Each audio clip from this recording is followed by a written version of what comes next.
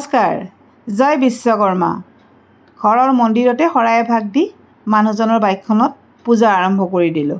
প্ৰথমতে মানুহজনৰ বাইকখনকে পূজা কৰোঁ বুলি সেন্দুৰৰ ফুট পিন্ধাই দিলোঁ 3টা আৰু তাৰপিছত মালা এডাল পিন্ধাই ধূপ চাকি দি সেৱা এটা কৰিলোঁ যাতে বিশ্বকৰ্মা বাবাই গাড়ীখনৰ সৈতে মানুহজনকো সদায় ভালে কুশলে ৰাখে।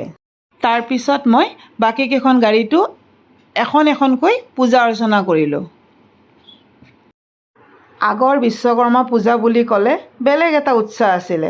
বিশ্বকৰ্মা পূজাৰ দুদিন আগৰ পৰাই মানুহজনৰ যিটো উথপ থপ, যিটো ব্যস্ততা, ভাবিব নোৱাৰা ব্যস্ততাৰ মাজেৰে তেওঁ বিশ্বকৰ্মা পূজা অফিচত পালন কৰিছিলে। এতিয়া আৰু সেই দিন নাই। গতিকে বিশ্বকৰ্মা পূজা আহিলে আহে আৰু যায়। প্ৰত্যেক বছৰে তেনেদৰে আমি বিশ্বকৰ্মা পূজাটোত এনেদৰে সৰু সুৰাকৈ ঘৰতে পাতোঁ। বিশ্বকৰ্মা বাবাৰ ফটোখনৰ সন্মুখত এখন সৰুকৈ শৰাই দি তাতে প্ৰাৰ্থনা কৰোঁ যাতে আমি মানুহকেইজন ভালে কুশলে থাকোঁ।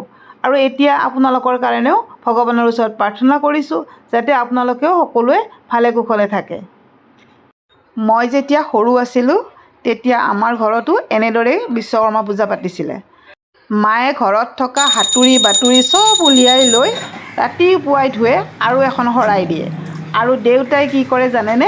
দেউতাই সন্ধিয়ালৈকে এসোপামান মিঠাই লৈ আহে আৰু সেয়া আমি ভগাই খাওঁ গোটেইকেইটাই। সেয়াই আছিল আমাৰ ফূৰ্তিৰ দিন। হেপ্পী বিশ্বকৰ্মা পূজা। বিশ্বকৰ্মা পূজা বুলি আজি চেৱৈ আৰু চাহ একাপ খাই অফিচলৈ ওলালোঁ। আজি পিছে অফিচলৈ শাৰী পিন্ধি ওলাইছোঁ। কেনেকুৱা লাগিছে ক'ব দেই। কেব বুক কৰিবলৈ গৈছিলোঁ কিন্তু কেব নাপালোঁ। গতিকে স্কুটিখন লৈয়ে অফিচলৈ ওলালোঁ।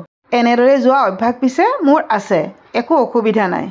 ভিডিঅ'টো এডিট কৰা হোৱা নাছিল বাবে দিনত দিব নোৱাৰিলোঁ, অকণমান দেৰি হ'ল। আজিৰ ভিডিঅ'টো ইমানেই। ভিডিঅ'টো চোৱাৰ বাবে থেংক ইউ।